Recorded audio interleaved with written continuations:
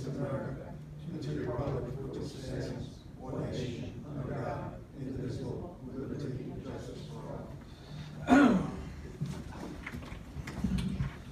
Let me start out by apologizing for the air conditioning situation. We can't seem to get it right here at Town Hall. Either we freeze or we sweat. Well, we gotta pay the bill, that's what happened. That's Mary. Can I get a motion to open up the town board meeting April 13, 2023? So moved. Second? Second. All in sorry. fa- Phil? Bill. Me. Rick? All in favor? Aye.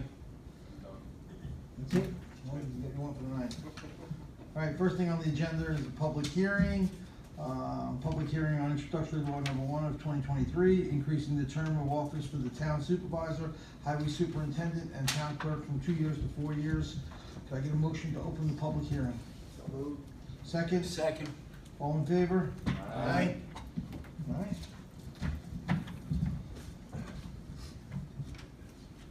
Anybody from the public would like to speak on it? Yeah. Go ahead. Jeremy? What's the, well, I'm Jeremy's wife. I live on Abbey Road in Goshen. Am I supposed to talk? Yes, Yeah. you can. Because it You know how to records that turn way. it on? We don't use- They don't get to use it. No, there's like We- 30 of us. Hello? And clearly nobody is here to, I didn't know if there was gonna be a big crowd for this issue. But I took a shower, and since I'm here, I figured I might as well say something. I think that the law that you guys are proposing is a phenomenal idea. When you have town executives who are able to invest in long-term projects and are able to be thoughtful and creative and know that they're gonna be here in 3 years to see their ideas borne out and don't have to start campaigning for office, 14 months after they've started. Right. I think that's a good thing. So it doesn't look like there's much objection to this, so I won't take too much of your time, but I think it's great. Thanks, Jeremy, appreciate it. Yeah, Tom Howe, 6 Boxwood. I just want to make sure that the language is clear, that it's term of office. The length is what you're talking about. The length of, correct. Yeah, because it doesn't come across that way. So highway superintendent, town clerk from 2 years to 4 years. So increasing the term of office, Yeah, just- the length of time. Getting specific like that, increasing it from 2 years to 4 years will clear it up. It's on there, I'm sorry. It's at the end of it. I just wanted to make sure. Yep. That's good. Okay. No, it was in there, I'm sorry. And, yes, sir, Bob? Yeah, Joe, I just thought of something. We have 2 guys running every 2 years or so, I guess. We have alternating councilmen for 4-year terms, correct, so that the entire board doesn't change at once. Do 2 run at the same time? Yes. Yes. So- 2 will run this November, Right, and then 2 will run when? 2025? 2 years later? Yep. When will we sink the supervisors race in? We would run this year, we get elected. If this is passed on referendum, it wouldn't go into effect until the next election. Right, So in 2 years, I'd have to run again. but my question is, will you run with 2 other guys, or will the supervisors race be specific? One only race in the year? No. No It would run in the odd, it would run in the 25. 2025, the odd year. For the So it would go original. 2025, 2029. Right. Can't go I got beyond that. But are you gonna, these 2 guys are gonna run, 2 years later, these 2 guys are gonna run. Can the supervisor's race be made specifically so only the supervisor is on the ballot? No, it'll have the It can clerk. be, but you generally don't, sorry, Doug, I apologize. You're gonna have the clerk, and you're gonna have the highway superintendent, et cetera. And- It just happens that they can run all at the same time, or? Right, but you're gonna have the supervisor, the clerk, the highway superintendent, and 2 council. 2 councilmen. Yeah. Yeah. My question is, why can't we separate? Yeah, let me see if I can put it in years and see if I get it right. So we're running this year, let's just say it was a 4-year term for us. We're running this year in 2025. 3, so 2 councilmen. So you're saying, Wants your race to be separate. so from the we would go, council. he would basically say, run in 2023 and then what, run it again in 2024? Right. the When trend nobody else is running? Less elections. Exactly. Okay. When no one else is running, have those It's 3 cost. races. Yeah. So what, Well, what, it'd be a board election issue too. We could, what would that accomplish? I don't understand. Well, if you're saying that the supervisor is different, well, I think you should have wards anyway, so you guys should all run separate. Okay, As it is right now, Right. you're all elected townwide, right. so that doesn't make any sense to me. Well, it's every Everybody 4 gets a- years, 2 years, everybody is on the ballot individually. In other words, him running separate or with other councilmen. First of all, elections are very, very expensive. They cost about $25,000 to $30,000 to run an election. They're very cumbersome. I mean, if there was a reason to do it, Well, I would understand it.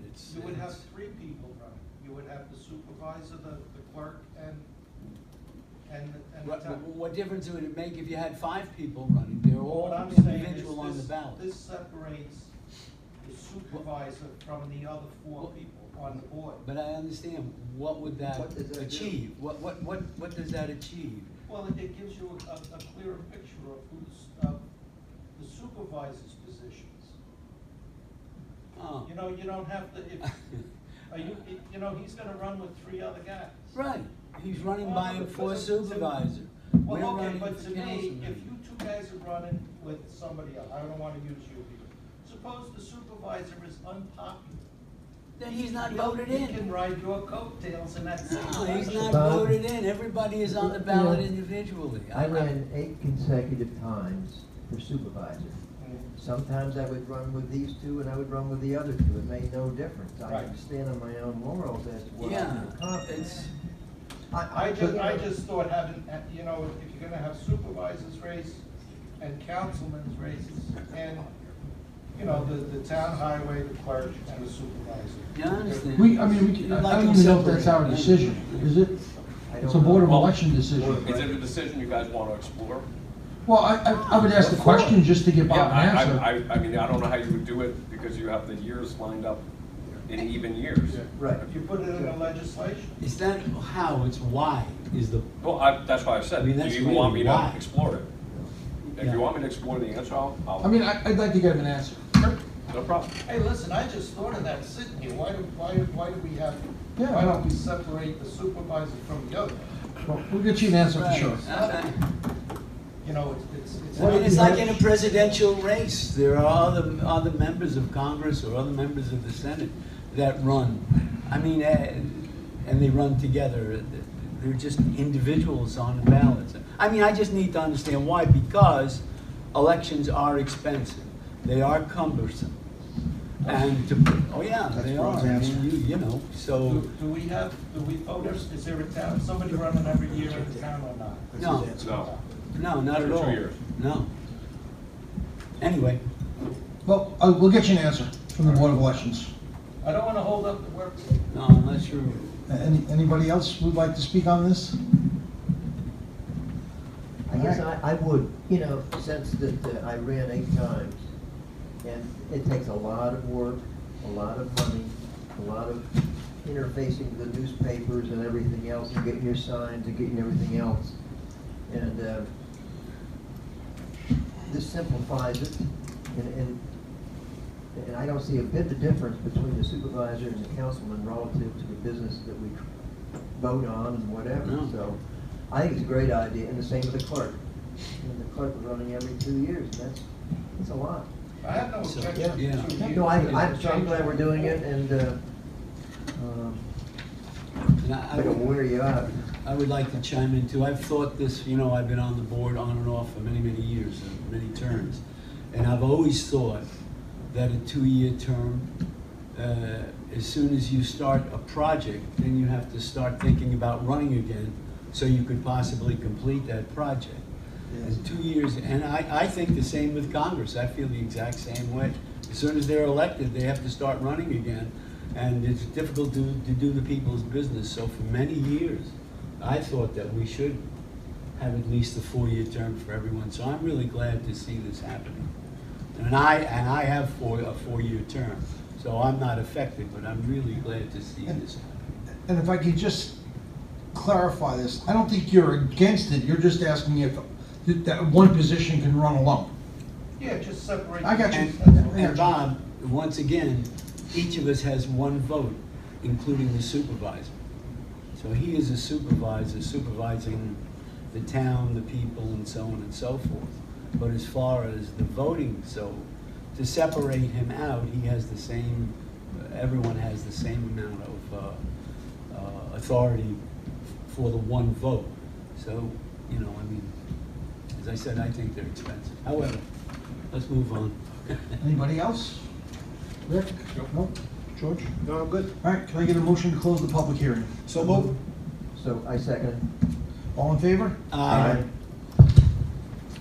All right, so we're good on that, right? Item number 1, discuss and approve the formation of a drainage district within the Pursuit subdivision. I think the applicants are here, their attorney is here. We haven't, Want me to talk to that? well, let them go through it and then, Okay, fine. Good evening, folks. My name is Scott Monisick, with Nick Regetta from Peters Act and Fowl on behalf of Salafini and the New Gen Construction. Just to give you some context, this has been before the planning board. I believe it was approved initially. This is a residential subdivision, approximately 26 residential lots. It was approved in 2009. So in light of what we're discussing, it would be 7 terms for you as board members, since this was approved initially. We are at the final stages with the planning board as to where we are with this project. There's just some kind of fine tuning with your engineer as well as the planning board attorney. One of the last pieces that we have, in, again, reviewing the approvals from 13, 14 years ago, was with respect to the infrastructure drainage. Now, I understand in the town there is not a past practice of doing drainage districts, which is a lot of other municipalities have that. Goshen does not. But one of the things that we've had conversation with the planning board is with respect to the drainage, how is it going to be maintained going forward if and when this project is approved, final, and building is ready to commence. Discussions have related to doing a drainage district. We've come before you tonight with the petition, with the information, with the ask is that you consider actually doing a drainage district for this project. If you see by the expenses, it's about $2,600 a year to maintain the retention ponds and other aspects of the drainage, which equates to about less than $100 per property owner. One of the things that I think is beneficial is that if you create a district, it gives you the benefit of creating a district budget so that your town employees, highway, whoever else would have the ability through a budgeted line item to go in and do the required maintenance. If we don't do a drainage district, what that would entail would be that we would essentially retain ownership, or the properties as they are sold would have easements on them to the benefit of the town, wherein you have to go in through the rights of an easement to maintain the infrastructure after the construction and the road is dedicated. So it's really here, the planning board have had conversations. They've indicated, you know, if you want to pursue the drainage district, bring it to the town board, and depending on what the decision is, we will make the appropriate action with them to get the final plans approved and filed. So that is essentially it in a nutshell, and that's why we're here tonight. Obviously, I don't know if Nick has anything to add, but for technical aspects, we do have the maps. We did drop one to the town. I don't know if... yeah, we're going back I up. have- You have it? Okay. There's one on the back of these sheets. Okay. So that's it, 26 lots, and we're seeking the ability to create a district. And if that's in fact the direction the town wants to go, and we do a public hearing, we'll just notify the planning board accordingly. If not, then we'll go back and again advise them that the town is not interested in doing a district, and then we'll proceed with the appropriate easements and further legal restrictions. So, Scott, in your cover letter, do I have to speak into the mic here? Yeah. I was a little bit confused on that because in the cover letter, it appears that like pursuant to Article 12 of the New York State Town Law, like we had to do this. But as you're describing now, We don't. it's clearly what we decide whether to do, whether it's a district or whether we don't do a district, just have all of the easements. And effectively what we have done, as I think you alluded to already, is it goes to the property owner. The property owner is required to maintain that particular part of the drainage. So, two parts. First, absolutely not. There's no obligation for you to, if we submit a petition, you do not have to, as a town, pursue this. If you do not create the district, what would happen is each property would be transferred to individual property owners, and with those transfers, there would be easements for the benefit of the town. It would give you the ability to come within the easement areas to do the required maintenance as you see fit to maintain your stormwater and all your other infrastructure as it relates to the road. But it would be the town that would still have to maintain, not the property owner. Well, so that's not what we're doing to the point. We're passing it Sean, on. you want to weigh in on it? Yeah, thank you, Mr. Supervisor. Not to disagree, but the way the preliminary resolution is structured is the planning board requires them to come before you with petition. So they've met that requirement, they filed a petition. Again, it's up to you whether you want to proceed with that petition. But in the absence of that petition moving forward, there would be easements set up and each individual property owner would be responsible to maintain those ponds. And then if they fail to do that, you know, they cause a problem on a town road or something like that, Right. then you can go in there. And that's how historically the town has handled those. Yes. That's not saying that, you know, that's not to discourage you from considering going in a different direction at this time, but those individual property owners would have to maintain. Where if you take Houston Road, where this thing's gonna be down at the end, you've got Eva Estates, you've got Creamery Estates, and you've got Woodland Estates, they're all just as we talked about. We do not take ownership, have Yeah. insurance, we don't have people to inspect it or else. We, on occasion, will go out, if there's a problem, we'll go out and inspect it. That homeowner has to do it, it's part of the homeowners association to pay for it. And we've got probably half a dozen or more like this. Yeah. And I could go down and dig the paperwork out on it, but it's, Yeah. we have never done this, and it's added cost. It's added cost, I mean, insurance and everything else, liabilities, we don't touch it, so that's where we've been. 20 years. Understood? Yeah. And that's my understanding. Okay. Yeah. But again, it was bringing this project No, to you for yeah, I see consideration. what you had to do. So- Yeah, appreciate it. I apologize, I didn't have a lot of time today to read up on this and follow up with Broderick, and we had a discussion a while back on stormwater drains and stuff. What I'd like to do tonight is not give you an answer, because Broderick wants to weigh in on it. He didn't have enough time. He sent me a text message and said, you know, it's something that we should look at, because we are getting stuck with a lot of this stuff. The cleanup is becoming cumbersome for the town, and we have really no way of finding anybody, so we're doing some of the work already. So if you don't mind, I'd like to table it for one meeting, if that works for you, and then have Broderick weigh in on it, and have Frank Leva weigh in on it, and then come back to you with a final decision. Sure, that's fine, yeah. This is, again, this was the initial inquiry. Mhm.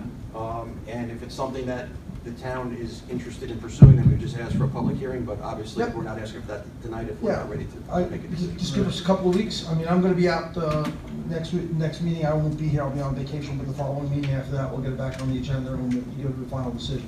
I understand what we've done in the past, and that may still be the answer, but I'd like him to weigh in on it, because he's the one that's stuck with this. Understood, yeah. All right? And again, just for as I already said, we're aware of what the town's previous practice has been, and we're just coming to see if it's something that you would consider, or you'd like to consider moving forward for this particular project. Okay, very good. Okay, All right. thank you, folks. Thanks. All right, gentlemen. Have a good evening. It's you. Well,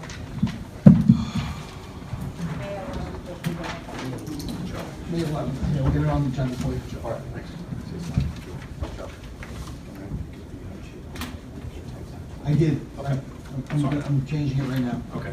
I just- Sean, I'm just moving 10 up to 2 right now, so Rob, because Rob's here, remember, so he... All right, so 10, discuss and authorize the town supervisor to originate a home rule request for the creation of a hotel tax for the town of Goshen. We've gone ahead already and submitted a request to, I'll- Yeah, you wanna take it? Sure, Go ahead. yeah, the lead on it is Senator Scoofus's office, so we've been in pretty consistent contact with them. They're in possession of our draft resolution. They asked for it ahead of time rather than you guys authorizing it and then there being some mismatch of verbiage. So they're in possession of it. We're waiting on any changes. Assuming there aren't any, we'll come before the board. You guys authorize the resolution.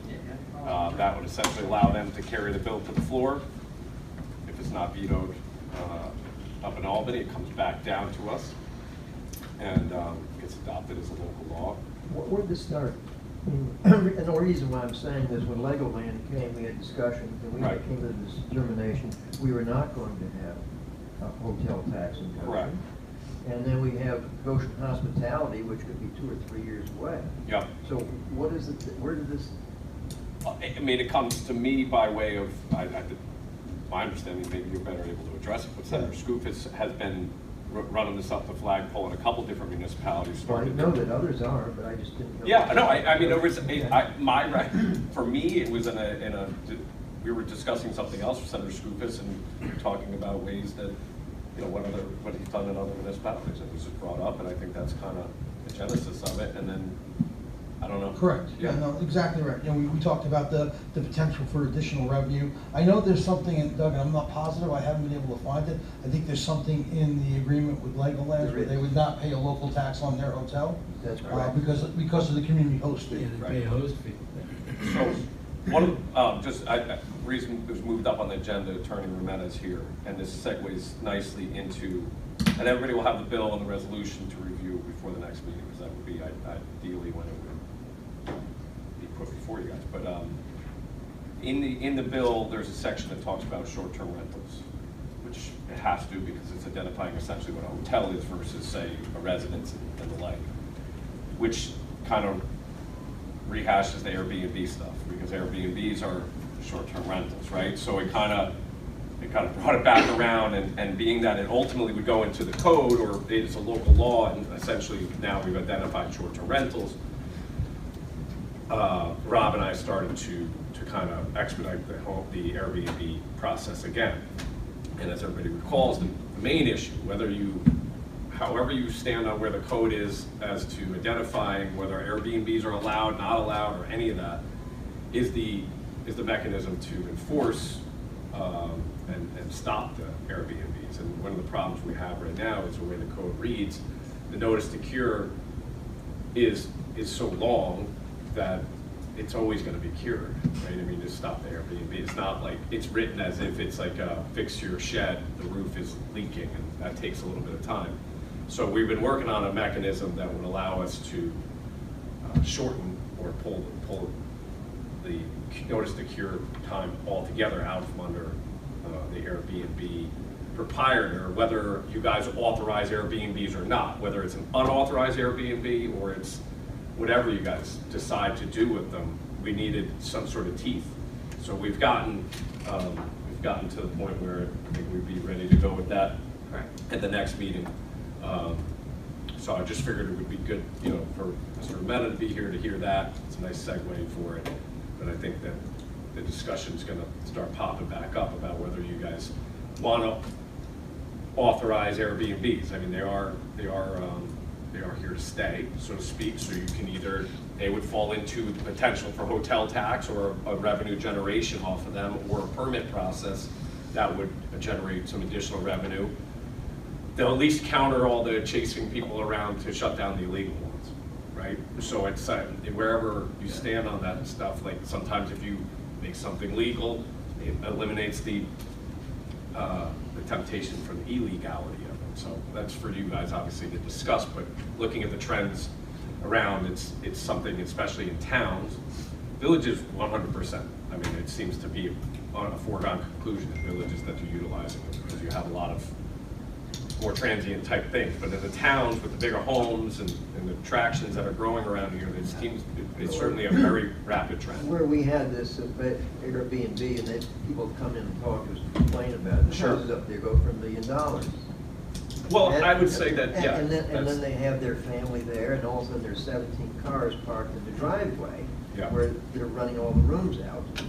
So Yeah. I think the issue is still one of quality of living where people invest in your community, and all of a sudden somebody moves away, sells it, next thing you know, you got Well, transient people there. you would have, there would be a permit process if you did allow it, which I think that stuff would be analyzed. And I don't know what the exact parameters would be, but I think, you know, if you have the ability to issue the permit, you have the ability to revoke it.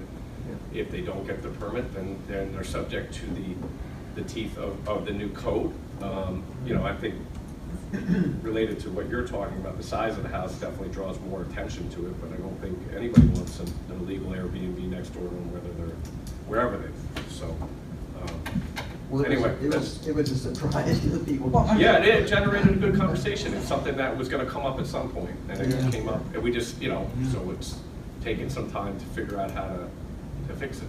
Good. So I think we're ready to go on it, but I figured it would be a good way to put it in your mind, let it marinate for next meeting. Okay. That'd be good.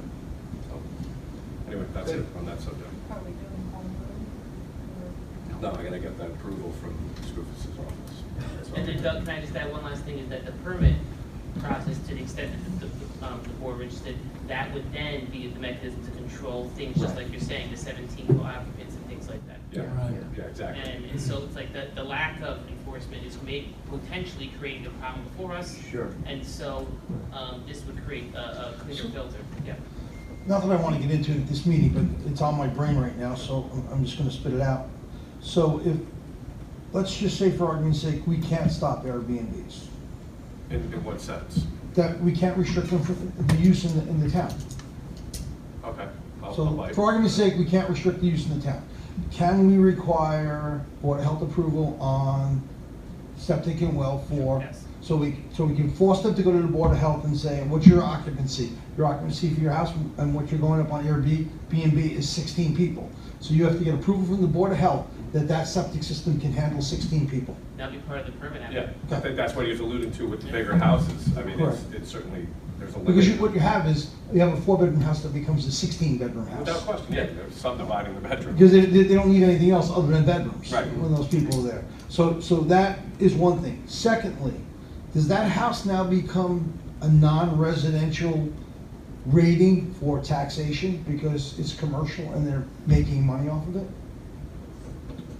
I don't believe so, because the people who rent their homes right now are not taxed on them. So I don't know that it would. People that rent their homes right now on long-term rentals are covering their cost of taxes basically, and maybe their mortgage. These people are generating a tremendous amount of money. It's a business. Yeah, I don't know how to answer it yet. I know you can subject it to that just by the short-term rental and the hotel tax that you're putting in place. Well, because- he's gonna have to defend it if we change their taxes. So Yeah, yeah, my I initial understand. impression doing the certiorari's would be that no, it'd still be, because you have to consider what the use of the property is. It would still be for residential purposes. That's my initial impression, but I will confirm that. That would not be grounds to. So how would you argue that a hotel is not for residential purposes? Well, this particularly dealing with short-term rentals, you know, Mhm. under the multiple dwelling law defined as 30 days or less. And so it would, my understanding, and I would confirm it, is that if these single-family residences are being used for that purpose, it'd still be taxed as such, as a single-family residence. Probably should look into that one. I will. Okay, I mean, I'll I mean, give you- from the perspective Yeah. of size only, okay, a hotel may have 400 rooms and they only have 6 rooms, but they're accomplishing the same thing, a short-term rental, and they're charging for that short-term rental. So it's a profit center for them in a residential home. It would be no different in a mixed-use area, commercial and residential mixed-use area, if they had a trucking business in their backyard. We'd be taxing them as a commercial business. Well, there's also, I mean, the back end of it is the permit process, you know, you can set permit fees, you know. I'm only Yeah. looking at it from the perspective that obviously this board is not happy with Airbnbs coming in. I don't know whether we can restrict it or not. I don't know whether we have, you know, sooner or later, Airbnb is a very big company. They're restricted currently in the town of Goshen because they're not authorized. Correct. Right. So, I mean, that's what we went through way in the beginning. It's just we have no mechanism to do any enforcement of it. Understood, but so Yeah. how do you get things changed in the town? You come before the town and you put an application in to create an Airbnb. You have to identify the Airbnb to then Right. say there's a permit process. So that's what we're headed towards. That's exactly what Mhm. we're doing.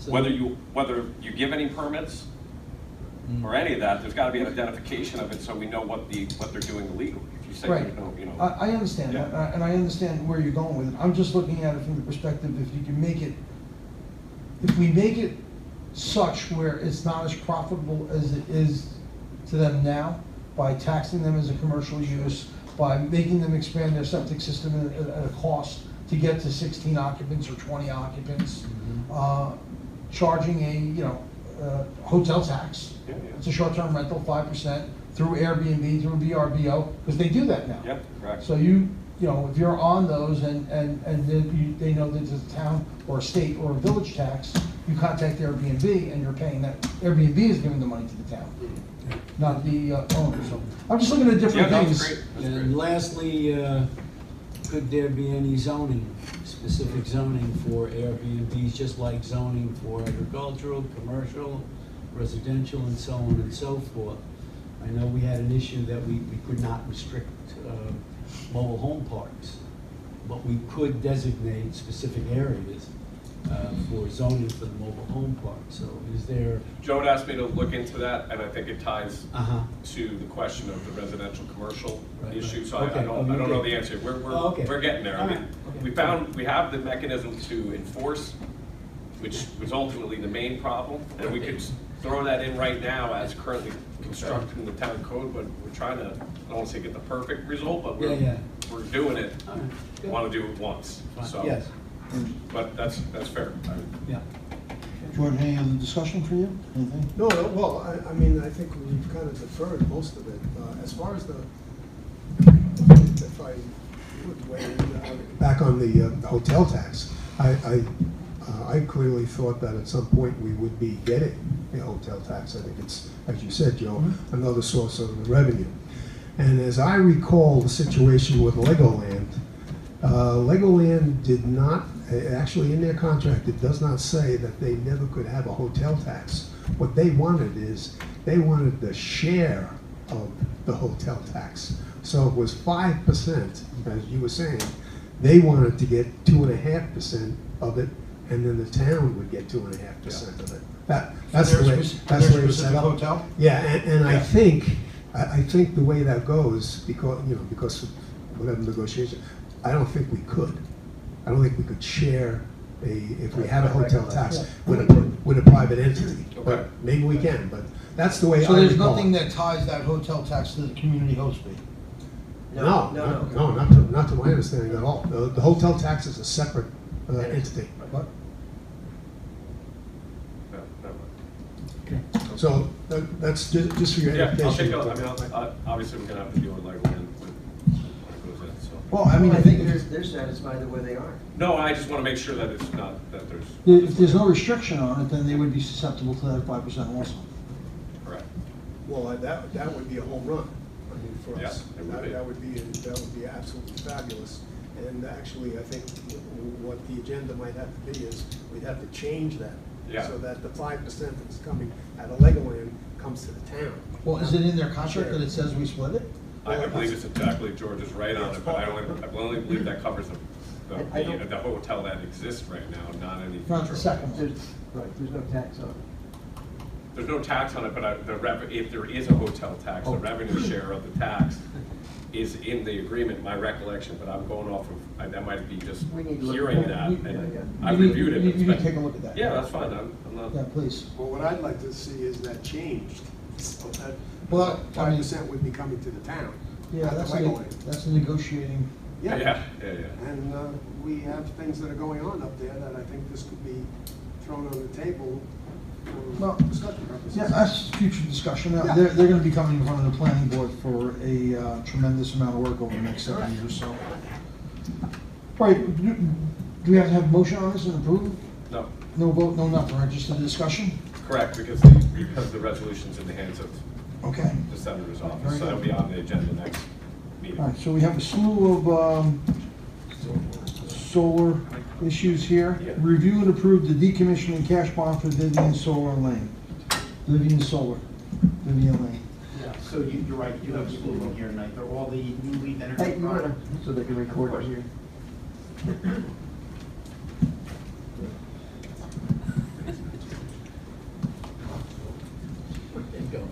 So you do have a slew of solar energy. Yes. These are all the New Leaf energy projects. So you had New Leaf at Owens Road, and Vivian, and also Broadhead. So you've already taken action on the decommissioning bond for Owens Road. Yep. So right now before you are, I think the first one on your agenda is Vivian. Correct. This is the decommissioning cash bond. I calculated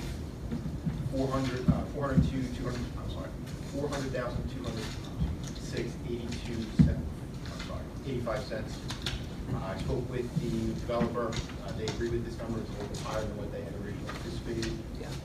So I don't know if Rory's gonna want you to take a motion on all these, but why don't we just discuss them all, and then we can do the motions as our person sees fit. Okay. Solar, like all the other projects in the town, requires a stormwater completion guarantee as well as a maintenance guarantee. The construction guarantee portion makes sure that they build what they're supposed to build. And then a year after they've completed it, they can get that money back. Maintenance bond essentially sits with you forever in case they fail to maintain the bond. Right. So in this particular case, Vivian, we calculated 483, 363.25 for the construction completion, and for the maintenance was 13,120. So you're gonna take that 483, you're gonna hold on to that for, after they complete construction, you hold on to that for a year. Yeah. And then you return that if everything is constructed according to the plans. The 13,120, you would hold on to that indefinitely in case they fail to ever maintain the stormwater practices. You hold onto it indefinitely? Well, until the practice is removed. So if they have a stormwater pond that's there for 25 years, and then after 25 years they remove the facility, at that point they would receive that back. $13,120? Yes, that represents 1 year of maintenance on the stormwater facility.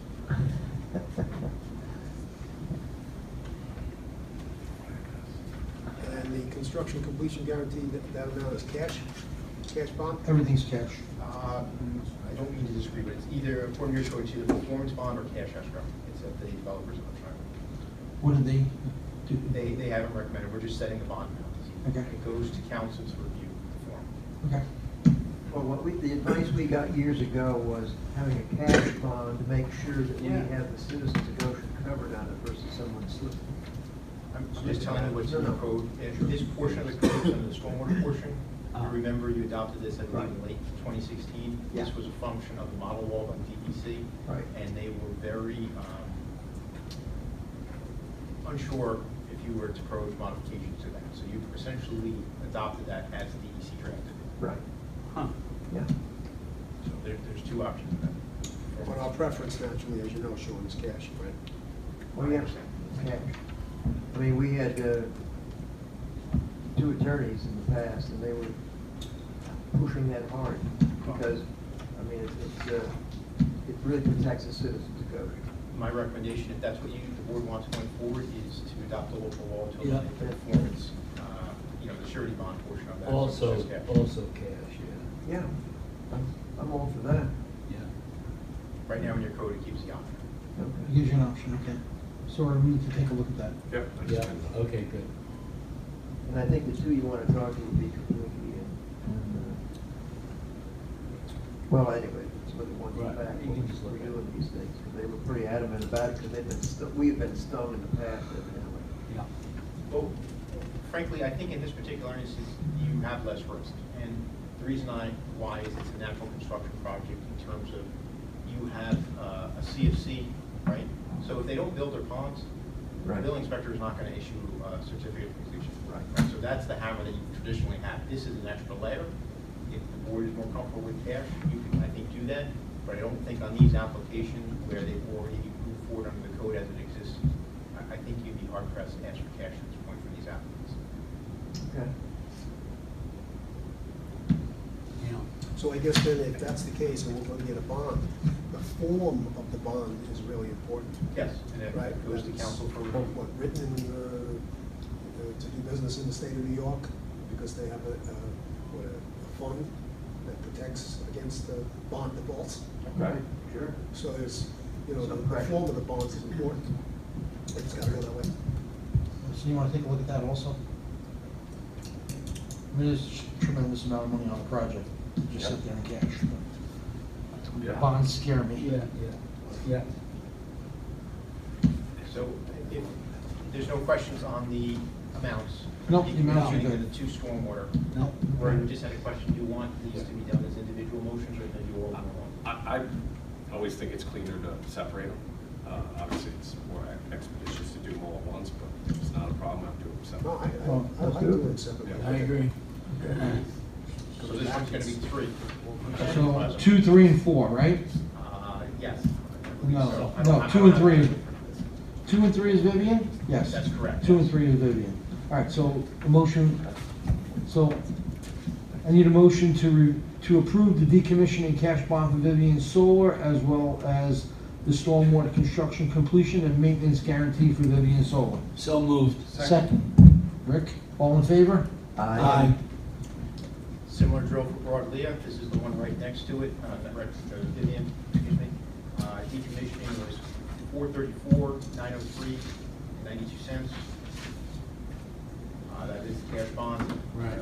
Stormwater construction was $468,378, and the maintenance guarantee was, $520. yeah, $520. Good. All right. Can I get a motion to approve the decommissioning cash bond for Broadley Solar, the stormwater construction completion and maintenance guarantee? So moved? Second? Doug? No, second? George and Doug. Yep. All in favor? Aye. Okay. The last solar for this evening, well, next amp is here, the last one for bond adoption is Owens Road. They were before you previously for decommissioning, so tonight is only the stormwater. Their site is broken up, as you know, due to a subdivision for 2 sites, Yeah. Lot 1 and Lot 2. Right. Yeah. So for Lot 1, their construction completion is 275, 326.75, and their maintenance is 95.20. For Lot 2, their stormwater construction completion guarantee is 410, 125, 25 cents. The maintenance guarantee is 13, 115. I make a motion that we adopt this as presented. I'll second the motion. All in favor? Aye. That it? As long as Mary got the vote. No, I didn't. Doug? Rory's Doug- fault. Doug- He Doug- needed legal advice. Doug made the motion. And George seconded it. And 5 ayes. Thanks, Jeff. No ears, just ayes.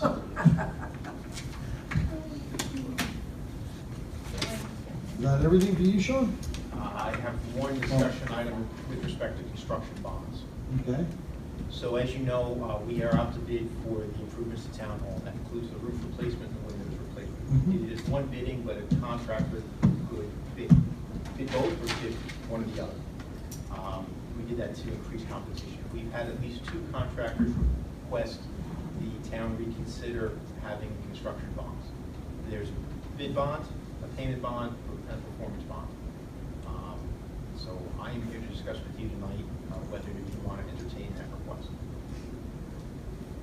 What, do they want to get rid of all the bonds? I'd like to get rid of all the bonds. And I think that the board knows, you've been doing this for a long time. I don't think, unless Rory corrects me, I don't think there's any requirement in town law for you to have the bonds, but the bonds are the mechanism to reduce your risk, right? So the bid bond is intended to, if a contractor puts in a bid, it requires him to enter into a contract with you, right? It's a guarantee that he's going to enter into a contract with you. If he puts in a bid and he leaves money on the table, you can just walk away if there's no bid bond. So this protects you from the cost of having to rebid it in that situation, or to actually lose the benefit of that price. The payment bond, make sure that any of his payments are paid. So if he does not pay a subcontractor or a vendor, a material supplier, they would go through the surety. They would not come after the town for payment. And the performance bond makes sure that the work is complete. The contractor leaves the project midway through. You do not have to go out and rebid. The surety at that point would set that. Do any of these bonds cover the quality of workmanship, so they put a whole new roof on and all of a sudden something's not quite right? There is a 4th bond, but it's not really included in this. Usually that's the performance bond gets converted into a maintenance bond at the end. We Okay. hold the maintenance bond for a year after construction. Right. But yes, there is, but it's a conversion of one of the bonds we're discussing. Gotcha. We're not talking big money on any of these projects, though, right? I looked, Typically, a bond cost will cost, and Rick, if you know something about this, you want to chime in, please do, 0.5% to 3%. So on $100,000, you're looking at, let's say, $3,000, maybe $4,000. And they're about to put that into the bid? Most bidders, yes, of course. So they're gonna add it to the bid anyway? They do add it to the bid, but I would think of it almost as an insurance policy.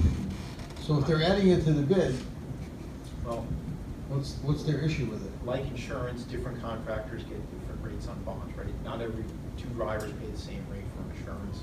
I don't think every two contractors pay the same rate for bonds. It depends on the complexity, the amount of experience that bonding company has. Right? The bonding company essentially evaluates a contractor for you from a risk standpoint before they even submit a bid. So if a contractor is new, or if contractors have problems in the past, they may be paying more for a bond. They may feel that they're at a competitive disadvantage. So, if they're adamant about it, and both of them are adamant about it, can you structure the bid so that there's no money down until delivery of the equipment?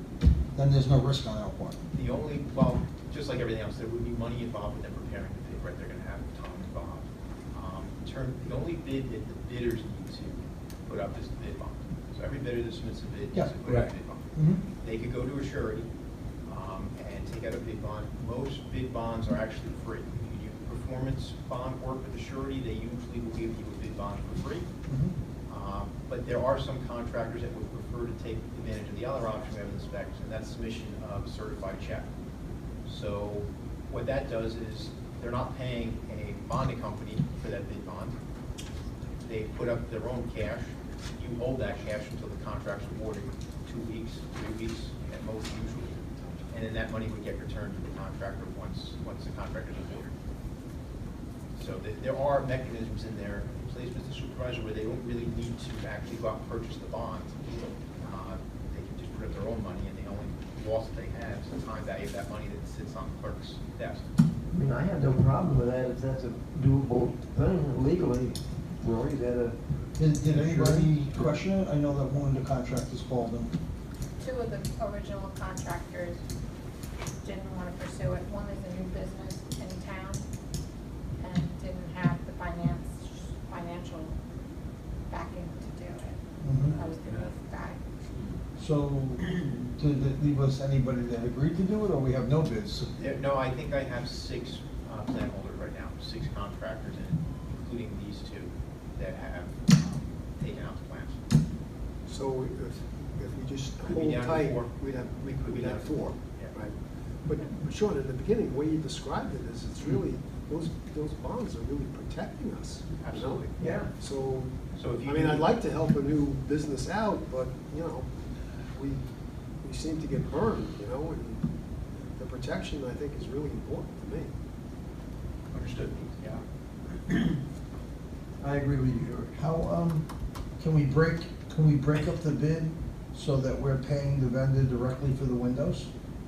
Can we break up the bid that we're paying the vendor? So, because I think the first guy that came in wants 50% down, he's gonna cover. You're not allowed to do that under New York State law. Procurement policies in New York State will not allow you to prepay for work. If you prepay for materials, you would typically do that through a bonded warehouse where the contractor bought, because if you don't have ownership of the materials and you pay for those materials, they Right, disappear. that's what I'm saying.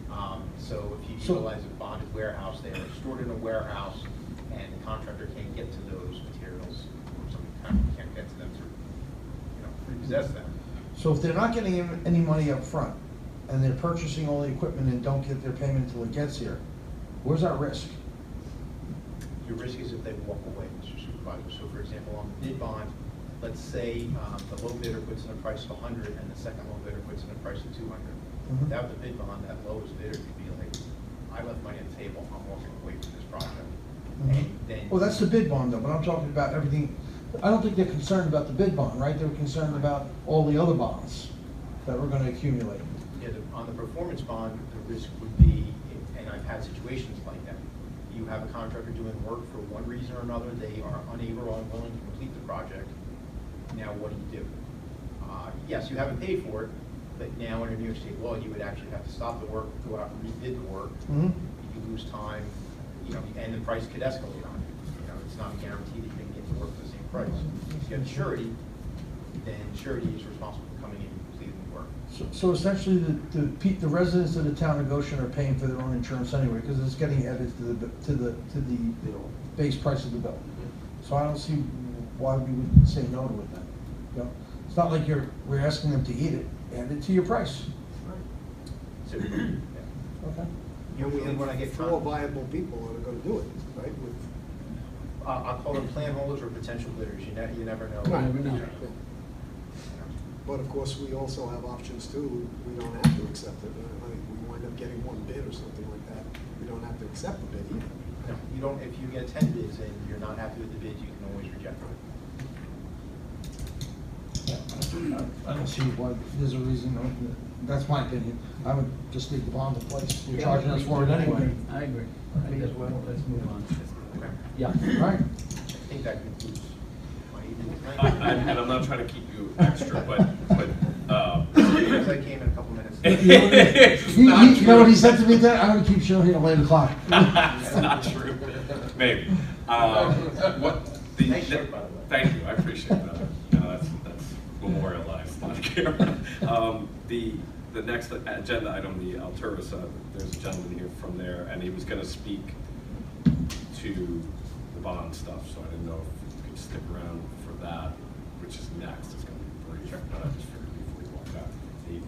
Did Ryan step out? Yeah, it is. Okay. Next on the agenda is, Alturas, yeah, no, where is it? 7 on Seven. mine. Yeah, 7. Yeah. Scheduled public hearing for Altura Solar LLC, Nexamp Solar LLC. Come on up, Ryan. Cool. I was halfway there, so I'm glad you gave me permission. You don't really use it. Turn it off. Mic's not working, that mic's not working? That one doesn't? Do you guys have the? I did have a brief presentation set up, but I don't necessarily need to use it if you What do you need? like. Okay. Just the plug-in. Yeah, you can plug it. Okay, cool. And maybe turn it I'm on. gonna turn that off, so I'm banging around here real quick. So while I'll do this, I will just give you guys a quick verbal update on where we stand. So I think last time I was in front of y'all was August of last year, so it's been a little while. This project has been progressing through a couple different boards. It went to the ZBA. This is testing my multitasking. I did. That's Yeah. it. You got it. You got it.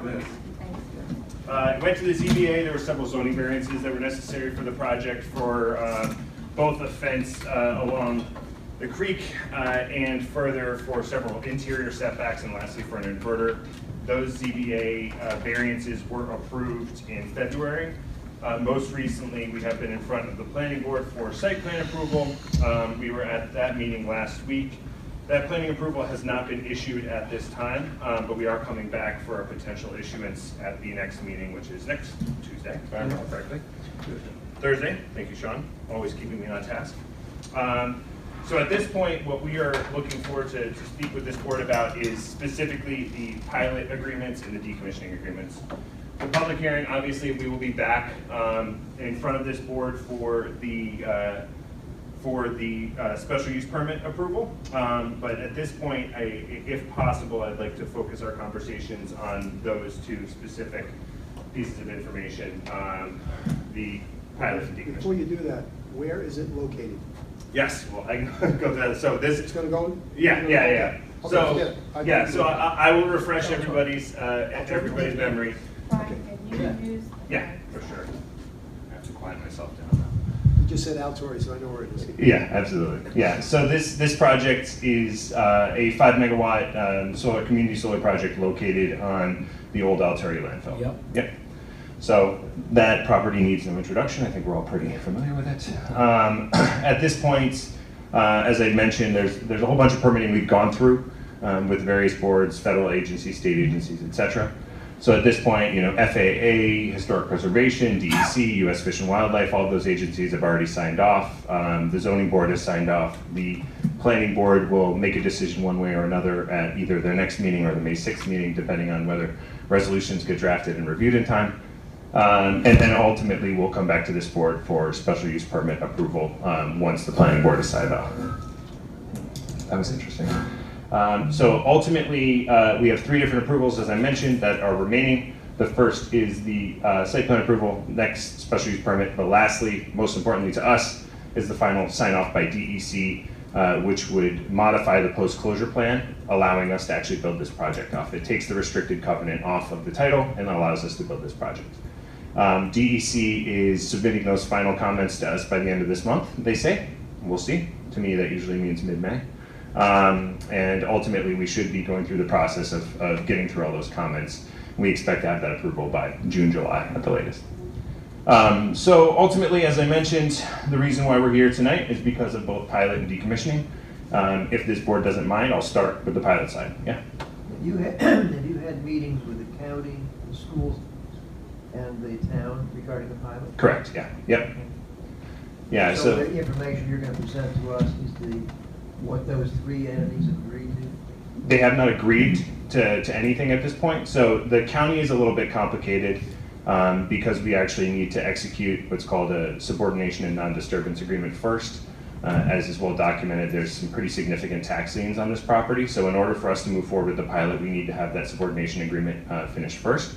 We have met with Mr. Golden. He has told us that they will be signing off on that agreement, but they're redlining it right now. We're going through that process, and we're going to go through the pilot and SNDA process side by side.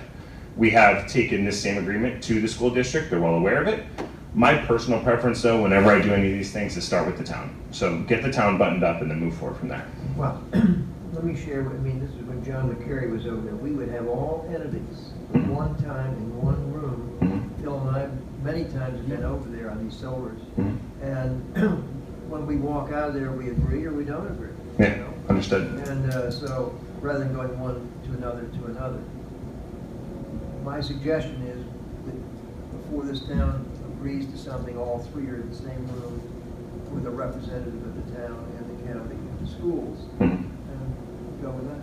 Yeah, there's, with those cases, if you don't mind me asking, were those pilots where ultimately they were being handled by the Industrial Development Agency, or were they 487 pilots? No, these are pilots. So there's two different types, though. There's the IDA pilot and a 487 This was not pilot. the idea. Okay. This was not the Understood. idea. Understood. And we've done many of them, and we would walk out and we would all sign off on it, so to speak. We would come back and tell the board, this is what we've agreed to, they've agreed to, and they were fine. But without hearing them and that discussion and all of that, it's kind of, Well, let's Yeah, well, finish your so we'll- presentation and let's see. Yeah, well, that's a good bit of feedback for next steps on us, for Okay. sure, and certainly something that we can pursue. Okay. I will defer to Rory as to how we'll coordinate that logistically. That would be a fun challenge for us. yeah, that's no big deal. Yeah, no big deal. Getting people in the room, you know, school's about to be out, right? Soon, that'll help us. But even still, I'll go through this pilot very quickly, just as far as what the offer that we have made to all three entities. We can talk about it to the extent you want to. We can move on to the extent you want to. Totally up to you. So first things first, we did send out all of our 47 notices. For those who aren't familiar with it, under New York state law, under real property tax law 487, renewable energy installations are actually tax-free. They can't actually be added unless an entity opts out of that law, and then they have the right to require a pilot from any given project. In this case, all three entities, the town, the school district, and the county, have all responded back to us saying, hey, we intend to enter into a pilot with you. So that's ultimately what we're going to be moving forward with. So the pilot that we have offered here is a 15-year pilot. As long as we're doing a 487 pilot, which is negotiated with the individual jurisdictions, we're limited to 15 years legally. We can't do anything more than that. If we went through the IDA, we could. But in this case, we'd rather negotiate with the jurisdictions directly and not have that central arbiter. So what we have proposed here is a $10,000 per megawatt pilot with 2% escalators. So that would be $50,000 in year one, escalating 2% over the course of the term. As we have proposed this, which is pretty standard with us when we go through these processes, is more or less a standard allotment as it would be for any other property tax. So town at 12%, county at just about 11%, and school district at their hefty 77%. So this is 10 megawatt facility? Five. Five. Yep. Yeah. Would you just repeat that again? Yeah. So it'll be $50,000 divided along standard pro rata shares. Right. So standard property tax disbursements. That's always where we start. What'd you say, 77% to the school? Yeah. The school district, you can see those down there at the bottom. That's the rub right there. That's always the rub. That's the rub Yeah, right there. always the rub. It's a tale as old as time for us on that one. Yeah. Yeah, so that's how we obviously have started this. There's really there's really no other basis from which to start other than the standard of which other properties are taxed in the town. So if we went a full assessment valuation, this is how everything would be dispersed, so that's how we're proposing accordingly. The way that shakes out for the town is basically $103,000 over the course of the 15-year pilot, starting at just north of $6,000 a year and escalating 2% every single year. So that's with 12% of the total payments going to the town. We obviously, in the packet you have there, it does show all three entities and how they're all dispersed. And I don't blame you if you put your hand over the school district column and try to ignore that. Bring that up on the screen so we can choke? I'd rather not. Yeah, you can keep that one on your paper sides. Do we have to go, are we obliged to go that percentage, or could we go? No, we can argue with it, George. 33% each. No, we can argue with it. We can argue, but we'll lose.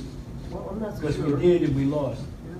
Yeah. So ultimately, We did and we lost. yeah, in my experience, what ends up happening is school districts will say, if we go through the IDA, they do it through pro rata, and that's the standard. That's it. So yeah, that's usually what they fall back on. I have had circumstances where towns have argued otherwise and won. Town of Canastota has been successful in that. There's been a couple different towns that have done it, but that one's out of my hands, right? But for the Ultimately. board, Okay. we do all the work. Yep. They do nothing. And they get 77%. That's the rub. So, Well, I mean, and they have no exposure, there's no. right. Exactly. We negotiated much evenly distribution for months and months and months. And then at the final signing, the school board turned around and said, oh, you know what? We really are entitled to this. Yeah. And blew the whole deal. And that's probably 20 years ago. Pretty and it common. still sticks in my craw. Yeah. Well, So, I wish I could tell you that I there know, I wasn't know. We precedent understand. across the state. I Yeah, understand. it happens. but we'll see. Let's try it again. By all means. Okay. I would say, just because it's kind of a speak now or forever ever hold your peace type of situation. This project is interesting in that there is a landfill repair that has to happen first. So we have kind of a long construction window. But even still, it is best practice for us, just by virtue of the way 487 law functions, and how things can get a little bit messy if a partially completed project is assessed at full value. We always like to have these pilots done before we deploy. We want to make sure that we understand what the property tax situation is going to be before we start putting, I would normally say steel in the ground, but in this case it's concrete on a landfill. So that's, from our perspective, on the other side of the negotiating table, we have a motivation to get this done before we ultimately move forward and close. But what would be helpful for us, even if there ends up being some type of protracted argument about disbursements, is to have some verification from this board about the top value dollar number, right? If we can get some level of verification about that, then we can move forward saying, hey, we understand what our OpEx is going to be, and we can ultimately finance around that to a certain extent. So that's my 2 cents on that front. So Doug, maybe you can help me on this, because I'm a little bit gray area here. When John McCary was first out of the box doing this, I think I remember him saying that the pilots were basically, wherever they were going to be kind of taxed at the same rate, whatever it is. So my question to you is this money here, whatever the way it's split up, is that, are you paying basically the same rates as all these other solar pilots are, or don't you know? I personally don't know. So At one time, that was going to be kind of a standard. Yeah. He was trying to make it that standard. Right. Where I'm at is that we get all three entities in a room and see what we can do. Yeah, but that's not his question. His question is. No, I understand where he's at, but we can get the answer to that question as well. Are we the same as Waukegan in this place and that place? That's what McCary was trying to do. I don't know if this number is that number or not. I think the number is based on per megawatt. I just don't know if it's consistent at 10,000 per megawatt. Right. So I will say that I think there was one agreement that I saw, and I can't remember for which project, but when I was meeting with the school district, they did have an agreement that was slightly higher than this one. I think it was at 12,500 per megawatt. And this is a theme you'll see throughout this presentation. Ultimately, our motivation for coming in a little bit lower here is it's a very unique situation, right? This is not a currently well, it is a currently taxed parcel. It's just one the town doesn't actually realize any revenue from because they never pay. Yeah. And secondarily, this is the highest and best use. Like I can almost never say that definitively, but in this case, it really is. And so, based on the increased development costs, like landfill projects are in some cases 200% more expensive than what we would call a greenfield project to develop. They're certainly harder to build. They're harder to maintain long term, and we will be owning and operating this project long term.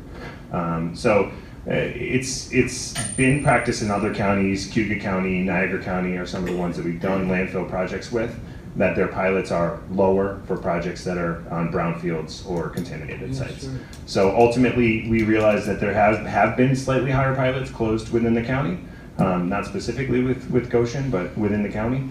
But ultimately, you know, when we all sit down and we're all at the table, I think it's good to look at a project holistically, right? And this is a very different site. Whose total approval do you need for the pilot? Is it the town or the town, school, and county? But I think it's the town, right? So all three entities have to sign off on it, yeah. They have to sign off, but, oh, is that right? Yeah. So you have to negotiate with the school as far as the amount also? They may say 10,000 is not sufficient. Mm-hmm. So there's two different ways to do it on a 487 pilot. One is what I would call a unified contract. So it's one contract that all three entities sign. Right. Right. And in which case we get in a room, as Mr. Bloomfield had suggested, we all sit down and say, sign on the dotted lines, we all agree. Right. There is also separate, so where you go to each individual jurisdiction and you negotiate with them one-on-one. I've done both. Ultimately, there's merits and drawbacks to both. But when John McCary was there, we probably did 4 or 5, and we were all in one room, and it was done. We came back and reported the board, here's the best we can do. And okay. So I got another question. Yes, sir. Are you done? Yeah. That's right. So you're purchasing this property? no, we're not. We're leasing it. Leasing it, okay. So now, again, Doug, you might help me here. Remember that huge lawsuit we had? Yeah. How could you forget? The council from Albany and all stuff like that? Wasn't there something in there that if this land that had no value whatsoever was now turned into a viable use, that we would get some type of return back? On what, litigation? No, on what we had to pay. I don't remember that. I don't remember there being any language in the judgment to that effect. But I'm not a lawyer. I'll defer to Rory wholeheartedly on that. But we've reviewed it pretty heavily because we need to get title insurance around this, obviously, and so it's been quite a lift. well, basically what it was is, I mean, this was for, we want to see you start to get on with it. Yes. Yeah, This purpose of this was that we all in the same room, and when we walk out, it's done. Yeah, no, I It's going understand. to every board, and then they picky, and it comes back. Yeah, understood. Whatever. So Yeah. that's all I'm saying. No, for sure, and I think that's if that's how this board wants us to proceed, that guidance leading this meeting will be helpful, and we can move forward trying to coordinate that meeting, getting all the parties together. So then you're leasing this property from the county? No, the county has not repossessed this property, so You're leasing it from who? we're leasing it from Alturi. So Alturi still retains ownership over the property for pretty obvious reasons. The county has not taken this property over. They don't want it. No one really does. So ultimately, Alturi will very likely retain ownership. One of the reasons that Mr. Golden had said, he looked us dead in the eyes and said, under no other circumstance would I ever sign this SNDA, but in this case, we're never going to repossess this land. And so ultimately, we're fine subordinating rights to you because we're never going to come take it. And it's just a very unique situation in that regard. And so it ends up being a little bit And complicated. they're not looking to freeze the lease payment that you're making to Altori to get their back taxes? We haven't gotten final red lines from them yet, so it's possible that they asked that. But I haven't gotten that final red line from Mr. Gold's office yet. So we'll see. We'll see what happens. But that's ultimately something that they could ask for. The legal mechanisms of that are a little messy, but I think, yeah, to say the least. Yeah. Anyway, I think we got to the questions and comments page. So I guess if the mandate from this board per pilot is to get all three heads or three legal counsels together from the town, county, and school district to start hashing this out. We'd be happy to start pushing that forward. We all have the same agreements and summaries already. So everyone has the same information already. It's just a question of getting folks together.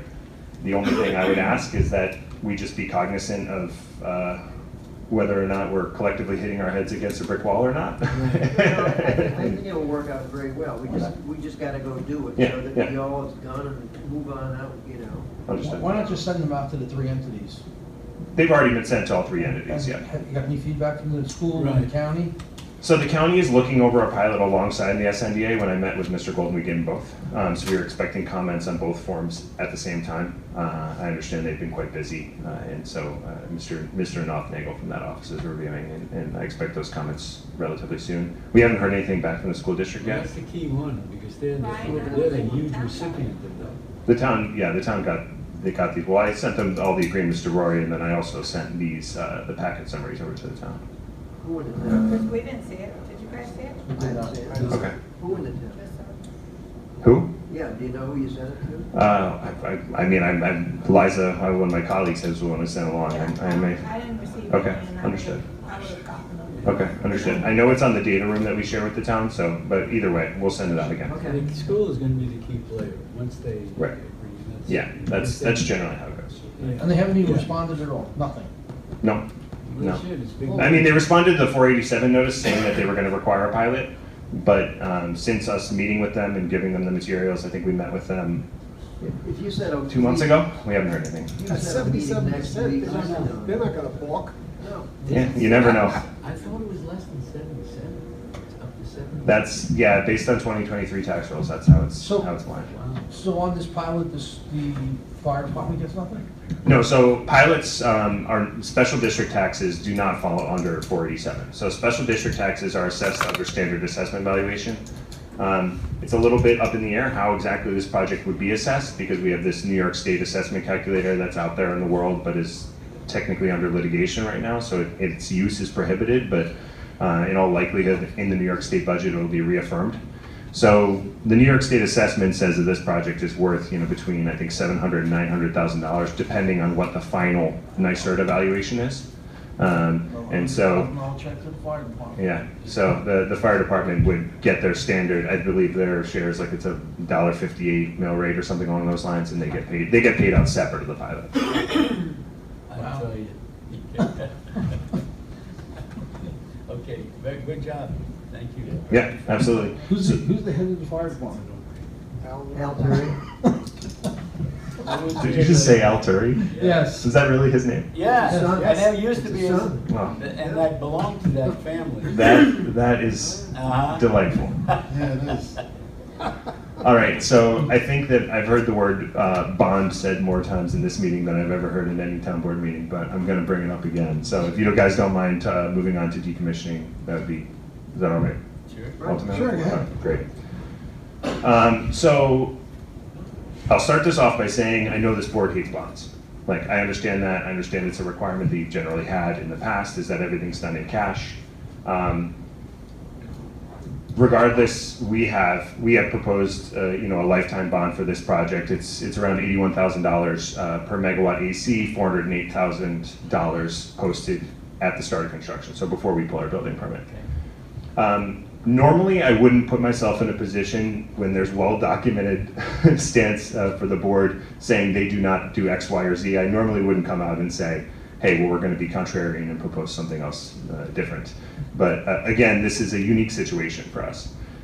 So one, from our perspective, while cash sureties are reasonable, they do present a pretty large financial drag on owner-operators like us. So in a situation where you have another company who comes into the town and builds a project and then sells it, Right. the length of time that they have that stranded capital is usually at most a year. So if they're posting a cash bond for $410,000, when they turn around and sell that project, they go to the buyer, they say, give me $410,000 for the bond, they're off and running. So it's a different risk scenario for them. The overall operating cost and opportunity cost of that money is basically nothing. because they're going to get it back in a year. Nexamp as an owner-operator, we are giving $408,000 and it's out there for 25 years. So, you know, we have right now in New York State, we have what, 96 or 98 fully financed projects, community solar projects like this in the state. As far as overall market share, Nexamp is around 32% of the total market that we own and operate ourselves. 35% of those projects we purchased from other people. We never sell anything, and we're one of really 3 or 4 companies in the state that does that. So it's a little bit of a different scenario. I think it's worth pointing out as far as our case and why we want to do this and why we're proposing this bond is largely, you know, I understand a lot of the discomfort this board has had in the past is around the fact that if somebody sells a project, someone runs away, then it might get lost in limbo. So what we would be proposing in this case is what we call a lifetime bond. It's basically in place usually until 18 months after the system has been decommissioned is when it can get pulled. So that's what we've done in the past. That's what we had proposed in the form that we had given to Mr. Brady to consider. But ultimately what we're looking for feedback from this board on is A, the financial value and also the consideration of the bond. And before we get into any other conversations about that, I think the other reason why we felt comfortable being a little bit against the grain on this offer despite the precedent is that in a case where you have a greenfield project, former farmland, maybe woodlands, some other things, there is a very strong argument that, you know, there could be a higher and better use after the project is done, right? So ultimately that project needs to be removed. It could be a housing subdivision, it could go back to being a farm, it could be a park, it could be any number of things. This is and will always be a hazardous waste landfill. And so there is a restricted covenant on it, and we're going to get an exception to those restricted covenants, but ultimately this has no other use. I'll be candid, a bond is way more financially advantageous for us as far as putting that money out the door and just letting it stand there. It has some pretty adverse effects on the overall project financials for us. It's in our best interest to have a bond, but in this case, you know, it's our opinion, and obviously this is 100% open to and subject to feedback of this board, that it's worth considering a bond in this case just because of the unique situation. Well, when we go back many years with these projects, and they're leasing the land from a farmer, our cash bond is to put it back so he can farm it again. It's taken care of. Right. Yeah.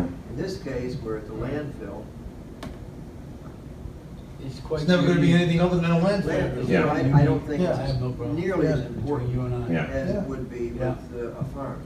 Yeah, and it's worth noting too, the nature of the construction on these facilities is very different. And everything's on the surface, nothing's buried, there's no posts in the ground because we can't, we would mess up the landfill cap. All the wiring is above ground, everything is above ground. That was So, my next question. yeah. How do you, since you can't put posts in the ground, what do you do? Cement. We use a ballast system, yeah. So DEC's guidance basically says as long as you're avoiding 10% grades and you're using ballasted systems, they have some other guidance around avoidance of vents and other things like that, but it's an approved usage under those parameters. Rory? Yes? If this is a unique situation, and if we talked about allowing him to bond it, would we be creating a precedent and get ourselves in trouble with the other entities? Well, My initial reaction is no. I think this is a wholly unique situation. You guys have already identified, or Brian pointed out, the best potential use of this property may be a slope farm, so. Well, yeah. Well, I mean, just don't want it to come we back asked for a to cash bond to protect the homeowner. Yeah, right, no, the concept. This of why- homeowner doesn't need to be protected because it's never going to do anything with that property. I So think- it's a unique situation. But I just That's wanna- arguable. Yeah. Yeah, but Yeah. it's arguable, but I just No, want to make sure I we're agree not. with, you I don't understand know where I'm another going. property or Okay. use of another property that would be similar where the precedent, if it creates a precedent. Yeah. Okay, So I would feel comfortable saying no. Okay. I can't imagine That's another perfect. scenario like this. okay.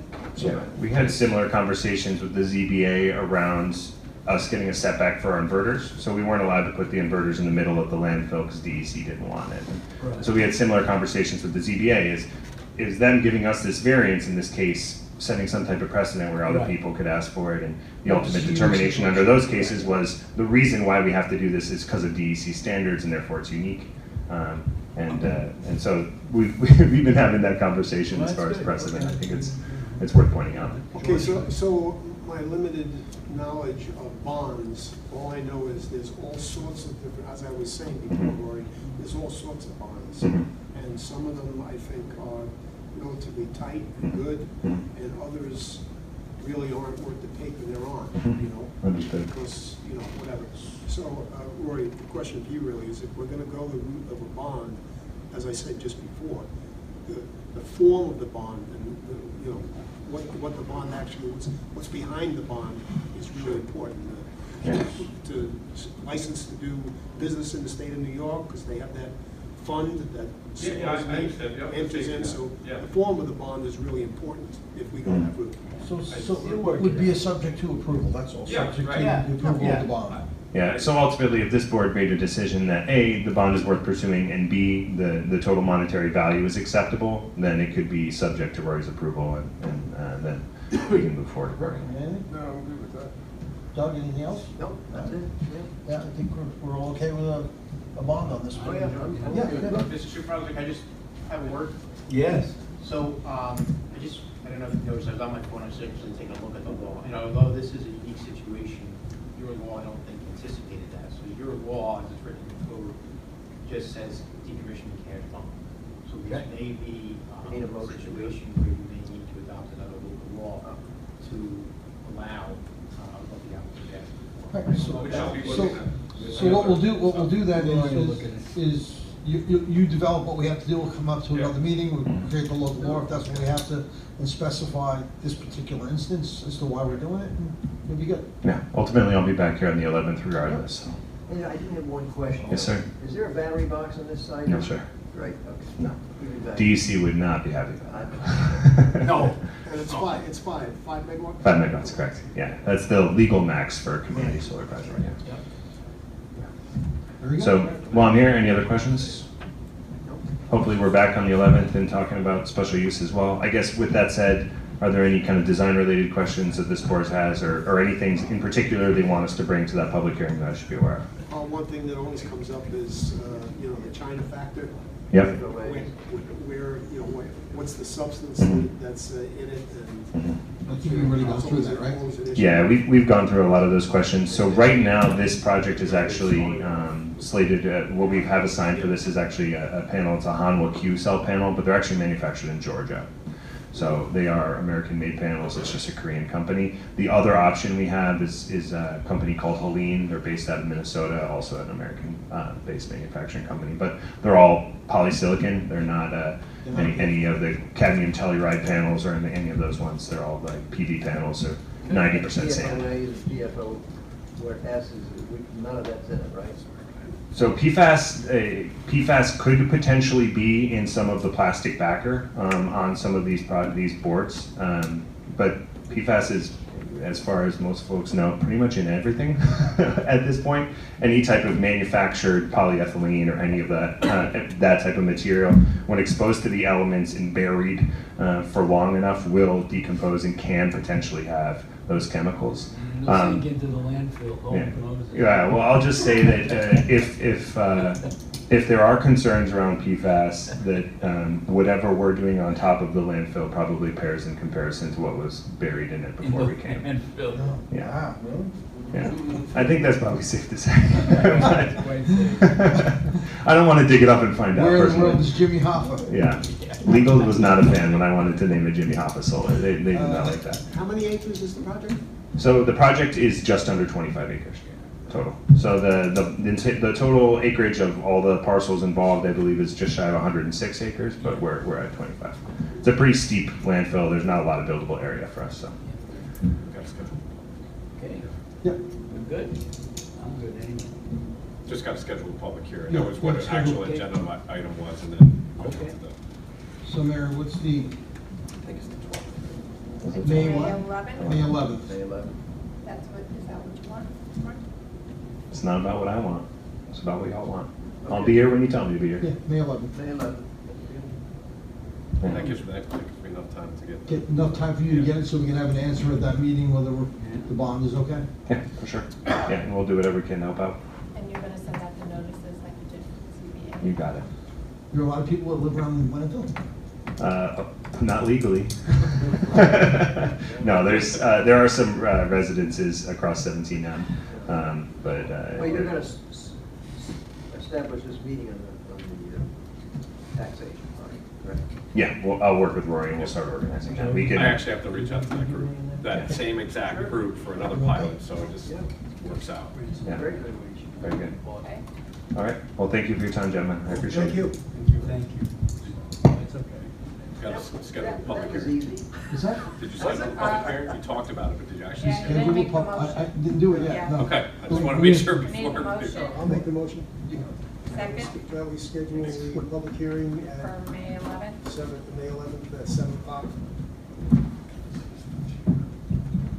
You made a motion? Yeah, Okay, second. I'll second. All in favor? Aye. All right. Sean, you're free to go. Thank you, Roy. Good night. Thank you, Sean, thank you. Good night, Sean. He's freaking out. 8 we already did, right? Yep, 9, discuss and authorize the town supervisor to originate a home rule request for part-time police officer Kevin Donahue to take the competitive civil service exam for full-time police officer.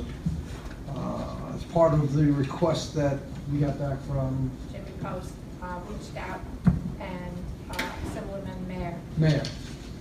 Mark, Mark. Assemblyman Mark, says we have to establish a home rule in order for him. Bring it to the And this, legislature. does this go into personnel? If we go Well, into executive session? Yeah, to talk I mean, about- it depends on how deep you go into the, I think I don't want to. I think Doug wants to. I talk. do need a vote on it too. well, can we put it to the back of the, That's the Put it last to the item. bottom and we'll just do it. what's that? That's the last item. We can go into executive session to Yeah, discuss yeah, this so just move personnel into that, issue. yeah. Okay. Good job, that catch on that phone. All right, review and approve Yeah. March 9th, 2023 town board minutes. Any questions on them? Yep, I got one on the 9th, I think, when I was reading it over. First page, it says, talking about our discussion with the Charter Communications.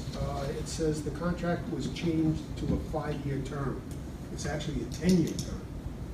Oh, okay, sorry. Right. I went from 15 to 10. 15 out of 10, right, George? Right, Right, yeah. Yeah. That's all I had. Can I get a motion to approve? So moved. Second? Second. All in favor? Aye. Review and approve March 23rd, 2023 town board meeting minutes. Any questions on them? No changes? Can I have a motion to approve? So moved. Second? All in favor? Aye. Joe, I have an item to add to the agenda. I didn't realize it wasn't on there. We'll put stuff in my office and vary the speed limit reduction, which the resolution is before the board. I had it passed along. Yep, I have it. Yeah, it's a 2-page document, but the material items are on page 1. So if you guys get an opportunity, I can either read it into the record or you guys can review it yourself. And, Yeah. if you're okay with it, then I would Following like to roads, explain the next Laurel steps. Circle, Holly Drive, Jupiter Way, and Boxwood Road. Those are the 3? 4? There's 4. Yep. And it'll go to 30. They're currently at 30. 30, they're And at 25. it's not our, it goes to the, well, I'll jump right into it. The Yeah. resolution is authorized. This goes over to the county DOT, up to the state DOT. Right. The study is done. On the form that I submit along with this, it is noted that we're looking for it to be 25. They make a determination. There's actually research out there that sometimes making it too slow doesn't make any difference and causes other issues. So they can make it, they have to authorize it. We've made these requests in the past and they've been turned down. Yeah, but there was a recent, when There's a Opal recent- came in, well, right when she came in, she Mhm. made I don't know how to describe it other than a Okay. campaign promise and then authorized the speed limits to go down to 25. So I don't, Okay. you know, it's. And speaking to the county DPW, because there's another road that the county was looking to reduce Mhm. to 25, and the county was able to do it based on a new law that came down, Huh? allowing Yeah. a reduction to 25 miles per hour. Correct, yes. It's definitely a law that, it's about a year plus, I mean, it had to be very early in territory. Anyway, if the study comes back and is authorized, then They actually do a study? Somebody up in Albany does a study, or? I don't know if they actually go and do it, but I would assume What so. they've We done gotta- in the past, Joe, they send people down to look Yeah. at the roads and, Yeah. These 4 roads are crying for 25 miles an hour. So, anyway, that's where we're at right now, so I thought that would be a nice. Okay, so what do we have to do? I was gonna wait until you asked and then go, ha-ha, but I just figured that. So, You guys just gotta authorize a resolution, I drafted it ahead of so time. should I have a motion to authorize the resolution of the reduction of the speed limit on those 4 roads? So moved. Second. I'll second. Oh, we gotta do. It's a we roll have to do call. a roll call. Yeah. Yep. Doug? aye. Phil? Aye. Rick? Aye. George? Aye. Joe? Aye. Okay. So we don't need a public hearing on this? No. Just this No. resolution and It's gone. Yeah, so it would be in Mary's hands, Mary can stamp it, and then I'll get it out the door and Perfect. Okay. keep you guys posted. Excellent. Discuss and approve a motion to, What did you say? Oh my discuss goodness. and approve a motion to authorize the supervisor to pay accounts payable check run for April 13, 2023, in the amount of $185,388.53. Second? Second. All in favor? Aye. Information purposes only, Christine Cavallari conducted an accounts payable audit on May 23rd, 2023. It's attached to your documents. Okay. Any public comment? Thank you. Thank you. Bob? Joe, does the sports arena have to be introduced here, or has it been discussed, or? What, to the town board? Yeah. No, hasn't been discussed yet. Oh, will it be? Yeah, absolutely. Oh, Yeah, once I have all the final documents and everything, I'll know what the actual cost is gonna be. It's no cost to the town, as I explained it to Park and Rec.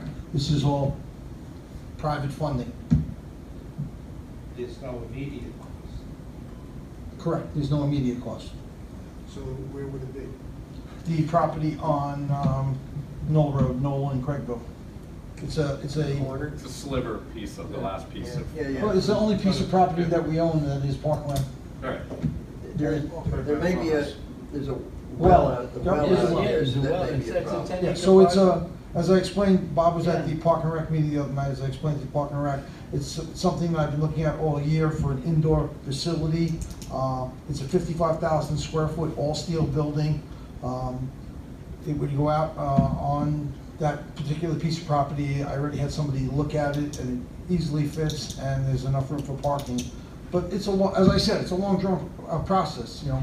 It's gotta go public hearing, and there's a lot that has to go on before it Is that happens. property on the corner? Yeah. For some reason, we wanted to build a soccer field for Correct. practice, and we couldn't do it. Well, they wanted to. Public Parking of cars and Yeah. the wells there. Oh, is that, okay. The health department had a Because we problem. wanted to do something. Mrs. Levine, she was. So, yeah, as I said in the meeting the other night, it's, you know, no public money, no public money is to be spent on the initial build-out of it. It'll all be private funding. Yes, there's gonna be, obviously, funding that's gonna be costing to the town or Park and Rec for that facility. But there'll be enough fees generated out of the use of that facility that it should more than cover its own cost. So, And we'd have a study on that. I'm gonna get everything from us. so I guess one of the biggest things that it would be indoor soccer? It's a mixed-use field, soccer, lacrosse, Oh, okay. you know, just about anything, baseball practice. With that square footage, you can get a, like a Yeah, if you want, standard size. if anybody soccer wants to field. take a look at the building, you can drive over to Chester to Capelli. The building just got put up on the Capelli facility. Oh. 55,000 square foot, all-steel building, astroturf inside. Now, Joe, this will have to go to the planning board, I guess, since it's in the Oh, town. yeah, it's, Yeah, the health department thinks that we're gonna have to take some steps with them, again, on parking cars there, the wells and this and that, and so forth and so on, I don't know. it's a long, drawn-out process, it's not gonna It's happen not gonna tomorrow. happen overnight. Yeah, as a matter of fact, what is the, just remind me about the wells, what's the updated status on that? We had that one well that we wanted to add on, and we never actually, I think, got to the point of adding it on, right? Stone What we Hedge, had, Yeah. the case in that one, we had a well we put in, and the casing leaked, so we put in a new casing, they fixed that. In the meantime, it volume checked it with the old casing. Well, they said now that you've got a good quality water, you gotta volume check it again. Yeah.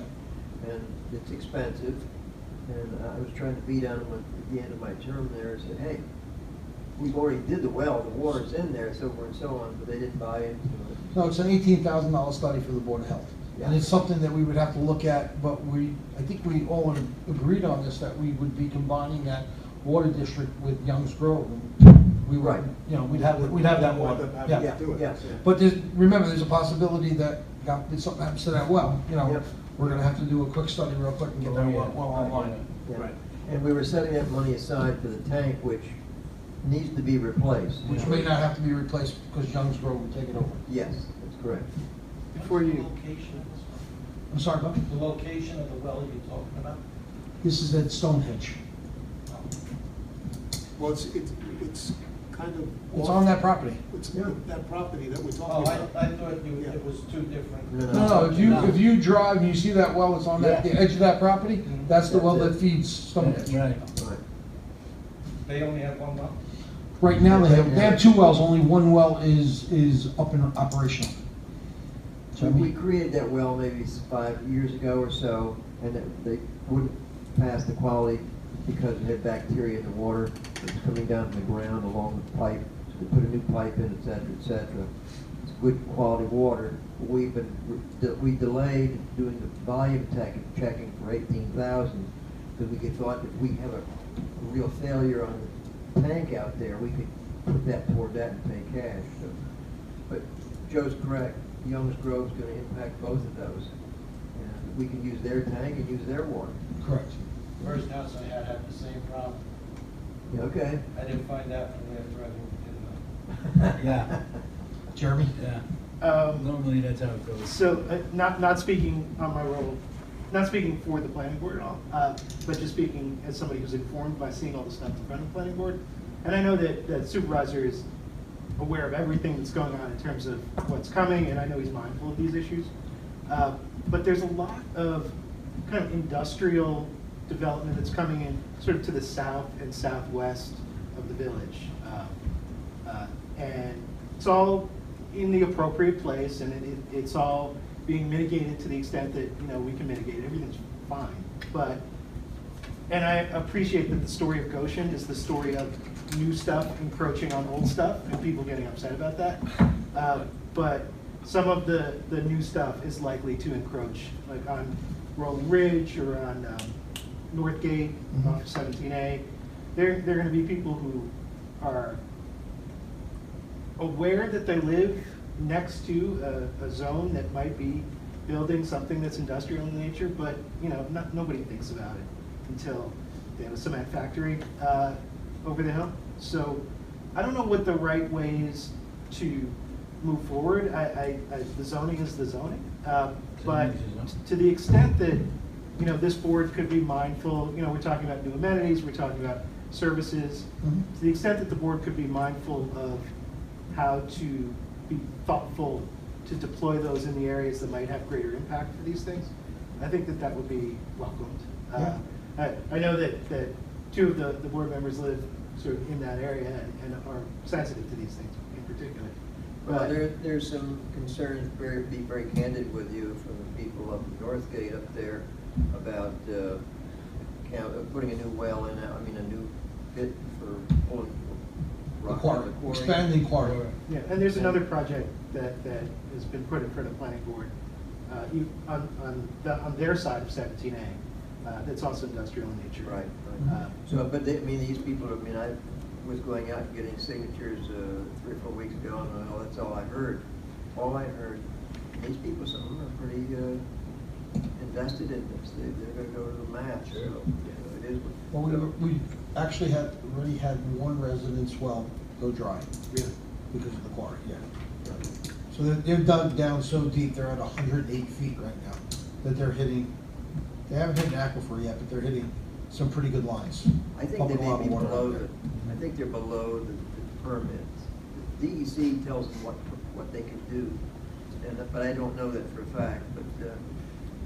But they're not below their permitted level. They're getting real close to it, but they've exceeded their footprint. So they're already on property that they don't own. So there's a 36-acre parcel that you're aware of it. They subdivided it in front of the planning board. There's a 36-acre parcel there And we went, as a board, we went to the county and said, we'd like to take it over to mitigate some of this headache. Yeah. But there's only like 11 acres of usable property because they've already dug and the county allowed them to dig because they were getting paid for the stone that they pulled out of there. So the property is essentially worthless, other than expanding the quarry. Jeremy, two things about that property. Number one is, it's right over the aquifer, so if they punch a hole in it, all those homes up on the hill will be without water, and water, how do you get water to it? That's a real serious problem. Has been all along. The other thing is, the oldest archaeological site in the North, Central, and South America is there. Is there. And so that's another thing that's gonna come out of the woodwork from people like Mr. Eggleston, you know. Well, if they punch a hole in the aquifer, it's gonna be a nice pond. That's right. That's what will happen. You have a whole Okay. That's all it's gonna be. That's exactly what happens. And, you know, and Get also rid of the down the dust. road, you know, Yeah. Houston Estates, your Exactly estates, what all those happens. things, Yeah. that could be impacted on water. Yes, it's very big deal. Well, I appreciate you guys being mindful of that. Oh, yeah, no, we are. How are the wells in your subdivision? Nobody's said anything to me. So far, they're good, Yeah, they seem pretty good. as long as no one screws with them up the road. I think Bob wants to say something. Yeah, all of this talk about wells just reminded me, at one time, weren't we gonna get somebody to give us a lecture or something about what all goes into water as far as, you know, where the aquifers are, what feeds them, and the importance of. I'm not familiar with it. It was when prior building inspector came in and talked about Yeah, Neil? Neil Howland. this section, some section that was developing, and he said there wasn't Oh, enough. we talked about updating the Shaw de Palma report, which we're doing. Delaware Right. Engineering is gonna be preparing a report for us, What- townwide. I don't know what that is. Well, The Shaw de Palma report was a report that was done in 2002, two, yeah. and it identified the areas in the town that were lacking water. And it really wasn't a water report, it was more of a report which would give the town the ability to regulate zoning in the areas that they thought there was a deficiency. But what Delaware Engineering is gonna be doing is they're gonna be doing a pretty intensive report to see if we have water issues in certain areas or throughout the town. Oh, Bob, I we have must three have misinterpreted. aquifers in Goshen. I'm sorry? We have 3 aquifers in Goshen. Okay. One's most adequate, one's okay. The one out there. Watershed 50. You can build one house for 26 acres or something. I mean, it's not much there. Now, if you get a report, like you say, if you know that the aquifer is deficient, Uh-huh. can you restrict land use to that? Yes, but the fact is, the That's town board never changed the zoning out there. And that was back in 2002. It was And so- suggested by Shaw de Palma that the acreage per lot out there should be around 26 acres per lot. Now, At that point, I guess anybody who was sitting on the board, every farmer in this town would have been executing them. So that was never imposed Where is or this at? implemented. What's that? Where is this at? The report? This section? It's out by, It's where. 17F, so where the quarry is. I mean, I'm sorry, where the outdoor landfill is. Oh, okay. Hartley Road, Amy's 6.5 Kitchen and all Station that. Road, 17 down to Healy, that's all watershed 50, where all of the industrial development is going on right now. And see, Amy's Kitchen went to Middletown, Reservoir, Yeah, spent okay. $10 million to bring the water in, make sure they have it, and quality water. So that it's quality and it's quantity. At Laney's, it's Let's move on. paramount importance. Let's move on. Anything else? With this. Yeah. All I good? don't care about the time. Great. All right, can I get a motion to close the meeting? No. No? Executive session. Oh, I'm sorry, I forgot all about that. We're gonna be going to executive session to speak about a personnel issue not to return. Now, do I have a Without motion? the executive session. So moved. Second. All in favor? Aye. Good night, George.